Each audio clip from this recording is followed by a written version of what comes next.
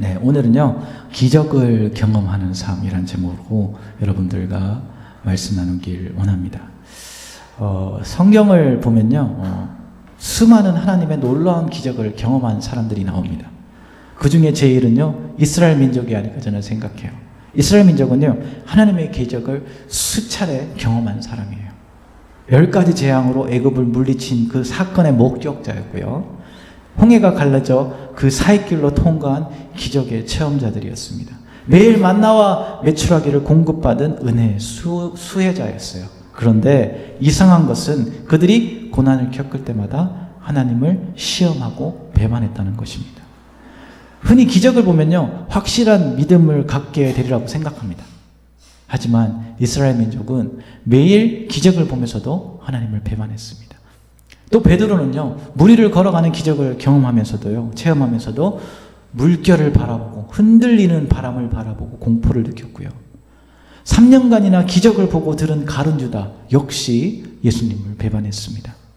하나님의 기적이 없기 때문에 믿을 수 없다는 것은 진실이 아니라는 것을 우리는 알 수 있어요. 믿음의 눈으로 바라보면 하나님의 기적은 도처에 여러 군데 있다는 것이에요. 믿음은 바라는 것들의 실상이요 보지 못하는 것들의 증거다라고 히브리서 11장 1절에서 말하고 있습니다. 하나님의 기적이 없는 것이 문제가 아니라 우리에게 믿음의 눈이 없는 것이 문제라는 것입니다. 오늘 말씀을 통해서요, 우리의 믿음이 다시 살아나고 그 믿음으로 행하며 주님의 기적을 경험하고 또한 믿음의 자녀로 어떻게 살아갈 것인가 여러분들과 함께 나눠보길 원합니다. 첫 번째 우리가 볼 수 있는 것은 우리의 약함을 들어 사용하시는 주님입니다. 많은 사람들이요, 자기 자신을 보며 판단할 때 보통 자기 자신을 보면서 나는 참 부족하다 생각하는 사람 참 많은 것 같아요. 얼굴을 보면서요, 자기 자신을 보면서 나는 잘생겼어, 이쁘다, 이런 사람도 있는 반면에요, 또 어떤 사람은 자신들이 충분히 멋진데도 불구하고요, 자신을 보면서 코가 조금만 더 오똑했으면, 눈이 조금만 더 컸으면, 나도 쌍꺼풀이 있었으면 등등 지적하며 자신감을 잃어가는 경우를 종종 볼 수 있게 됩니다. 그리고 자신의 직업에 대한 만족을 못하거나 다른 사람들과 비교되었을 때 자신은 무능하거나 부족한 사람으로 인식해서 때로는요, 그런 것들에 대한 열등감으로 가득 차 있을 때가 있습니다. 이렇듯 우리도 긍정적으로 세상을 바라보며 나아가기보단 때론 부정적인 시선으로 세상을 바라보며 판단하며 걱정하며 근심하며 자신을 자책하며 살아가게 됩니다. 여러분은 긍정적으로 세상을 바라보고 자신감을 가지고 살아가고 있습니까? 제가 미국에서 공부할 때 한국 학생들과 미국 학생들의 차이를 좀 경험한 적이 있어요. 한국 학생들은 자신이 피아노를 꽤 잘 쳐요. 근데 다른 사람이 야, 너 피아노 좀 칠 줄 아니? 그러니까 조금 칠 줄 아는데 조금 잘한다는 말은 못해요.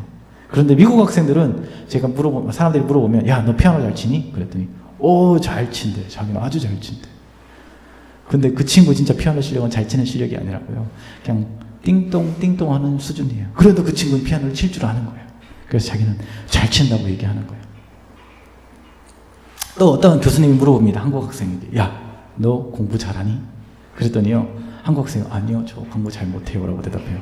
그리고 그 옆에 있는 미국 학생이 물어봅니다. 야, 너 공부 잘하냐? 그랬더니 옆에 친구가 네, 저 공부 잘한다는 거예요. 엄마가 나 공부 잘하는 거에 너무나 자랑스럽게 생각한다는 거예요. 그래서 이제 교수님이 미국 학생인데 야, 너 학점 몇 점 맞았니? 그랬더니 3.2 나왔다. 4.0 만점에 3.2가 나왔어요.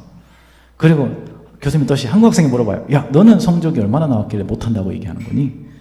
3.9 나왔어요 라고 말합니다. 4.0 만점에 3.9는 정말로 잘한 것인데도 불구하고요, 우리는 그 0.1이 모자라서 공부를 잘 못했다고 생각한 것입니다. 자, 우리는 모든 것을 가지고 있고 우리는 모든 것을 그 어느 누구보다 더 잘하고 있지만요, 항상 부족하다고 생각합니다. 그리고 그것을 채우기 위해 오늘도 치열하게 살아가고 있어요. 오늘 본문에도 이렇게 매일 부족하며 사람들에게 손가락질 받으며 살아가고 있는 한 사람이 나옵니다. 이 사람은 태어나면서부터 앞을 보지 못했습니다. 요즘은 그것이 그렇게 문제가 되지 않아요. 근데 성경이 이 당시 이 시절에는 그 장애로 인해 직장을 얻는 것조차 전혀 상상할 수 없었습니다. 직장을 얻을 수도 없고요, 돈을 벌 수도 없었기에 그는 매일매일 사람들 앞에서 먹을 것을 구걸하며 살아왔습니다. 그는 자신이 앞을 보지 못하는 것은 자신의 선택도 아니었기에 때로는 억울함과 왜 나만 이렇게 고통받아야 하지? 하는 자괴감에 빠져 살았습니다. 매일매일 희망과 꿈 없이 그냥 사람들이 주는 것으로 끼니를 때우며 하루하루를 살아갔습니다. 어렸을 때부터 그를 봐왔던 사람들은요, 그를 보며 안타까워하며 분명히 저 집안은 죄라는 문제가 있을 거라는 생각과 추측으로 그를 판단하고 정죄했어요. 그래서 오늘 제자들이 예수님께 물어보잖아요. 요한복음 9장 2절에 선생님, 이 사람이 눈먼 사람으로 태어난 것이 누구의 죄 때문입니까? 이 사람 죄인가요? 아니면 부모의 죄인가요? 자, 많은 크리스천들이 이 죄와 우리의 삶과 동일시하는 오류를 범할 때가 종종 있습니다. 왜요? 세상을 한번 둘러보십시오. 더 많은 죄를 짓고 더 나쁜 짓을 하며 살아가는 사람들이요, 세상에서 떵떵거리며 더 잘 살아가고 있는 사람 잘 많아요. 잘 먹고 잘 살아가요. 그렇다면 죄 많은 그들이 망해야 되는 것이 마땅한데 실제 삶은 그렇지 않다는 것을 우리는 볼 수 있어요. 네, 맞습니다. 오로지 죄 때문에 우리가 병들고 망하는 것만은 아니라는 것을 우리는 알아야 합니다. 성경을 보면요, 인간의 죄로 인해서 에덴 동산에서 쫓겨났고요, 노아의 때에 인간의 죄로 인해 이 세상이 홍수로 심판받았고요, 이 외에도 인간의 죄의 문제로 고통받는 장면이 나옵니다. 그러나 항상 죄의 문제와 우리의 삶의 문제와 동일시하는 것은 때로는 큰 오류를 범할 수 있다는 것을 오늘 본문을 통해서 알 수 있습니다. 많은 사람들이 앞을 보지 못한 사람을 보며 손가락질하며 그의 죄를 탓하며 그의 부모의 죄를 탓했을 때 예수님은 그의 죄를 보는 것보다 그의 삶을 사랑의 눈으로 보시며 안타까워하시며 긍휼히 여겨셨다는 것을 우리는 말씀을 통해서 알 수 있습니다. 요한복음 9장 3절 보니까 예수님께서 대답하셨다. 이 사람이 죄를 지은 것도 아니요 그의 부모가 죄를 지은 것도 아니다. 하나님께서 하시는 일들을 그에게서 드러내시려는 것이다. 그의 죄도 아니고 부모의 죄도 아니다 말하고 있어요. 예수님은 그의 부족함과 죄를 먼저 말씀하지 않으셨어요. 그러나 그 모든 것이 그의 삶을 통해서 하나님의 놀라운 일들을 사람들에게 보이기 위함이다 라고 말씀하고 있습니다. 네, 맞습니다. 예수님은요, 우리의 모습이 어떠하든 우리의 능력이 어떠하든 우리의 지혜가 어떠하든 상관이 없으신 분이십니다. 그러나 그 가운데 연약한 우리를 불러주시고 사용하시기 원하신다는 것입니다. 왜요? 우리를 통해서, 우리 연약함을 통해서 하나님의 영광을 올려드리기 위해서입니다. 제자들은 무슨 말인지 이해하지 못했어요. 어떻게 해서 저 부족한 사람이 하나님의 영광이 될 수 있는가? 우리 자신을 한번 봅시다. 우리는 죄인이며 부족하며 연약한데요, 지금 우리가 이 자리에 함께 예배드리고 하나님께 쓰임받는 것이 바로 하나님의 은혜가 아닐까요? 이것을 통해 하나님의 영광을 받기 원하신다는 것입니다. 예레미야서 1장 5절 보니까 내가 너를 모태에 짓기 전에 너를 알았고 내가 배에서 나오기 전에 너를 성별하였고 너를 여러 나라의 선지자로 세우노라 하시기로. 네, 부족해도요, 연약해도 하나님은 태초부터 우리의 삶을 계획하시고 불러주셨다는 것을 기억했으면 좋겠습니다. 하나님 우리를 향한 계획을 분명히 가지고 계십니다. 그리고 그 일들을 위해서 우리의 약함을 들어 사용하시며 그것을 통해 하나님의 크고 놀라운 일들을 사람들에게 보이기 원하신다는 것입니다. 여러분들 부족하다 생각하지 마십시오. 연약하다 포기하지 마십시오. 주님께 우리의 모든 것을 맡기십시오. 주님은 우리를 온전하게 하여 주시고 온전히 사용하여 주시고 주님의 손에 인생을 올려드릴 때 주님의 영광을 올려드릴 줄 믿습니다. 그럴 때 우리의 삶에 하나님의 기적이 일어나게 되고요, 그것을 경험하는 삶이 될 줄 믿습니다. 우리의 삶을 통해 주님의 일하심을 직접 경험하는 그러한 삶들이 되어지길 간절히 축원합니다. 두 번째 오늘 볼 수 있는 것은 눈으로 보는 것보다 직접 경험하는 삶을 살아가자는 것입니다. 오늘 본문을 보면요, 태어나면서부터 앞을 보지 못한 사람이 눈을 뜨는 기적의 사건이 나옵니다. 이 사람은 자신의 평생의 삶 동안에 한 번도 앞을 보지 못했기에 그렇게 살아가는 것이 당연한 것처럼 생각하며 살았습니다. 그러나 마음 한 곳에는요, 나도 눈을 떠보고 싶은 그런 소원과 그런 소망이 있지 않았겠어요. 근데 그것이 불가능한 일이었어요, 그 당시. 그런데 어느 날 예수님이 그곳을 지나가시면서 그 눈먼 사람을 만납니다. 이것이 우연일까요? 절대 그렇지 않습니다. 예수님은 이곳에서 분명히 하나님의 영광을 나타내실 일이 있었고 그곳에 그 한 사람을 만나기 위해 찾아가셨다는 것을 기억해야 합니다. 그리고 6절, 예수께서 이 말씀을 하신 뒤에 땅에 침을 뱉어 그것을 진흙에 개어 그의 눈에 바르시고 그에게 실로암의 못으로 가서 씻으라고 말씀하셨다. 자, 실로암은 번역하면 보냄을 받았다는 뜻이다. 그 사람이 가서 씻고 눈이 밝아져서 돌아갔다라고 성경에서 기록하고 있어요. 자, 예수님은 기도 한 번에 눈뜨게 하실 수 있지만 그 눈먼 사람의 일을 통해 하나님의 위대하신 능력을 사람들에게 보이길 원하셨습니다. 바로 기적을 행하셨다면, 바로 그냥 기적을 행하셨다면요, 그 기적은 그냥 순간 쑥 지나가 버리고 말았겠지만요, 침을 뱉어서 진흙을 만드시는 동안에 어느 정도 시간이 흐르게 되었고요, 앞을 보지 못하는 사람은 무슨 일이 일어나고 있는지 알지 못했지만 그의 숨소리가 그 장소를 에워싸게 되었습니다. 그리고 그것을 눈에 바르시고 실로암 못으로 가서 씻으라고 분명히 말씀하십니다. 만약 이 앞을 보지 못한 사람이 예수님의 말씀을 따르지 않고요, 그냥 자기 마음대로 했다면 어떻게 됐을까요? 그 사람이 이렇게 생각할 수 있죠. 아, 예수님, 제 눈에 진흙을 발랐다고 뭐 제 눈이 떠질 것 같습니까? 이런 생각했으면 어땠을까요? 그리고 예수님께 따질 수도 있어요. 아, 가능해요, 그게? 그런데요, 그는요, 아무런 질문하지 않았어요. 한 걸음 한 걸음 앞을 더듬으며 실로암 못을 향해 나아갑니다. 그 못을 향해서, 연못을 향해서 나아가면서 이렇게 생각했을 것입니다. 과연 내 삶도 놀라운 기적이 일어날 것인가?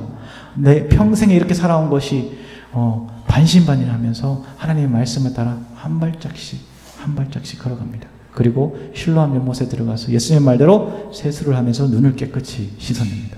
그때 어둡던 눈에 환한 빛이 들어오기 시작합니다.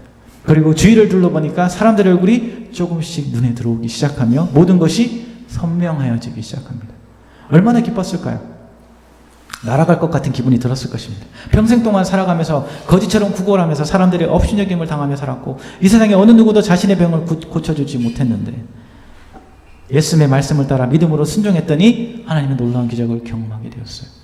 이러한 기적들이 우리의 삶에도 일어나길 간절히 축원합니다. 그리고 그는 동네로 들어가기 시작합니다. 그리고 사람들이 수군대게 말합니다. 저 사람이 저기 동네역에서 구걸하던 사람 아닌가? 눈이 안 보이던 사람이었는데 지금은 저렇게 어떻게 멀쩡하게 걸어 다니네. 그런데 어떤 이들은 그 사람을 알아보고도 어떤 사람들은 그를 보면서 아마 비슷하게 생긴 사람이었을 거야 라고 생각했던 사람들도 있어요. 그래서 사람들이 그에게 다가와서 물어봅니다. 어떻게 눈을 뜨게 되었습니까?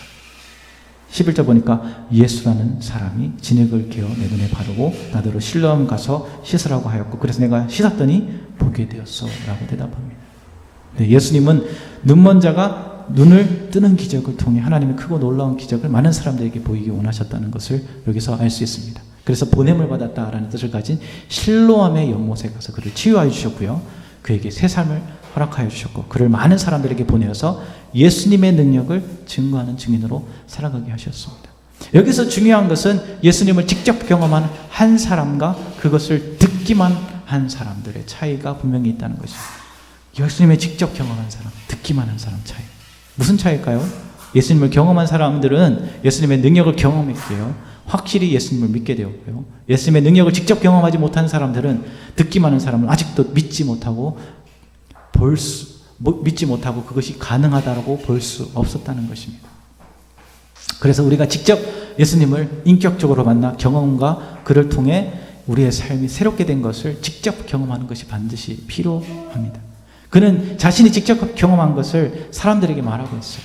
자신이 전에 앞에 보지 못했던 사람이었던 것을 그리고 지금은 예수님이 치유하여 주셔서 볼 수 있게 되었고 지금은 말할 수 있게 되었다는 거죠. 사람들은 그가 누구인지 분명히 알고 있어요. 그러나 눈에 보고도 믿지 못합니다. 아니 믿기 싫었을 것입니다. 왜요? 그를 믿는다는 것은 예수님의 능력을 인정하는 것이요 또한 메시아로 그를 인정하는 것이기 때문입니다.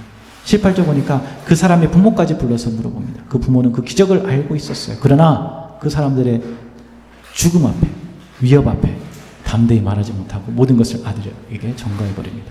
그러나 예수님이 기적을 경험한 그 사람은요, 유대인들의 지도자들 앞에 당당히 나갑니다. 그리고 32절 나가면서 남에서부터 눈먼 사람의 눈을 누가 뜨게 했다는 말은 창세로부터 이제까지 들어본 적이 없습니다.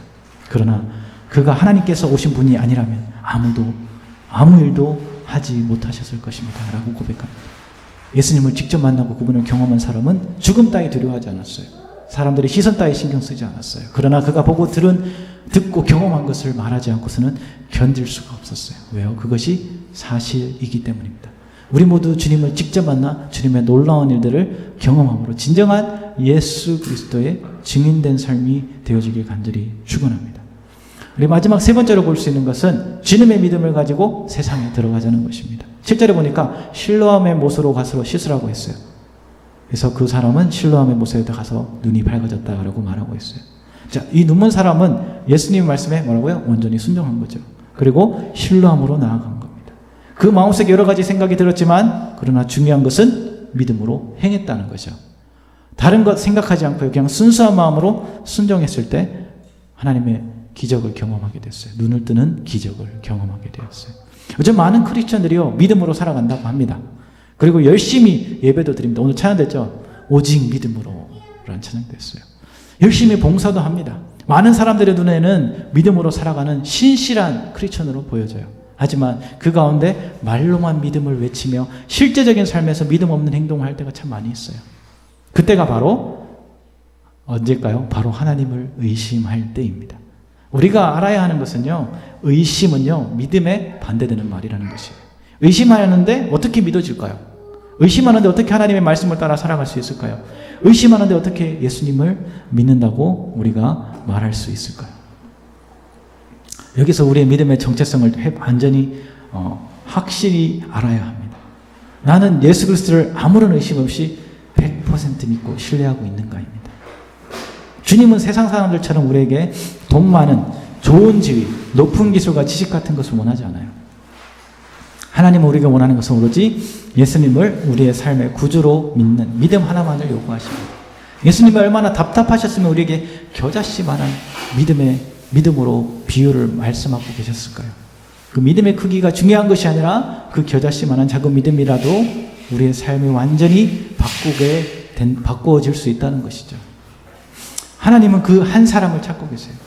하나님은 믿음 없이 교회만 나오는 1000명의 10,000명의 사람들보다요, 그 조그마한 믿음이라도 그 믿음을 가지고 주님 앞에 나오는 그 한 명을 찾길 원하신다는 것입니다.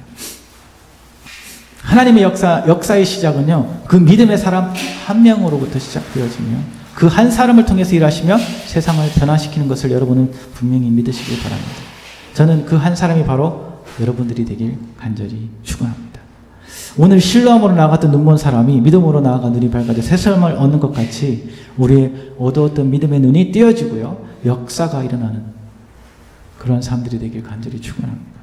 제 힘과 능력으로는 어떠한 것도 할 수 없어요. 그러나 하나님이 지금 이 자리에 임재하셔서 우리 마음을 만져주시고 임재하셔서 우리 가운데 함께하여 주실 때 역사가 일어날 줄 믿습니다. 우리 마음속에 식어있던 믿음의 열정이 타오르게 될 줄 믿습니다. 오늘 눈먼 사람이 실제로 치유된 것처럼 우리 또한 주님의 보혈의 피로 얻어왔던 눈이 완전히 씻어 새롭게 되어지고 주님이 주시는 새로운 세상을 주님의 눈과 마음으로 바라보길 원합니다. 오늘 본문에 눈을 뜨게 된 사람은요, 병고침을 받은 후에 자신의 살았던 마을로 들어가요. 이젠 더 이상 구걸하던 사람이 아니에요. 그의 삶은 예수 그리스도에 대한 믿음으로 가득 차 있고요, 자신을 치유해 준 주님을 자랑하고 싶은 열정이 타오르기 시작했어요. 앞을 보지 못했던 자가 앞을 보고 당당하게 도로로 활보할 때 사람들은 그를 잘 알아보지 못했어요. 그러나 그는 자신감 있게 고백합니다. 제가 바로 그 사람입니다. 지금 예수님의 말씀을 따라 실로암에 가서 씻었더니 제 눈이 보이기 시작했습니다. 그리고 유대 지도자들에게 고백합니다. 33절. 그가 바로 살아계신 하나님의 아들 메시아입니다. 그 후 그의 삶은요, 예수 그리스도를 전하는 삶을 살아가게 됩니다. 네, 맞습니다. 한번 예수님을 제대로 만났고요, 예수님을 경험한 후 그는 예수님만이 길이요 진리요 생명이라는 것을 완전히 깨닫게 되었어요. 그리고 그 믿음을 가지고 세상으로 들어갔습니다. 그 세상 속에서 예수 그리스도를 전하는 삶을 살아가게 되었습니다. 저는 우리 모두가 이러한 믿음을 가지고 세상 속으로 들어가 예수님의 증인의 삶을 살아가길 간절히 축원합니다. 세상 속으로 들어가 세상을 변화시키는 그 한 사람이 여러분들이 되길 간절히 축원합니다. 우리 같이 찬양하며 나가겠습니다. 오직 믿음으로 같이 찬양하겠습니다.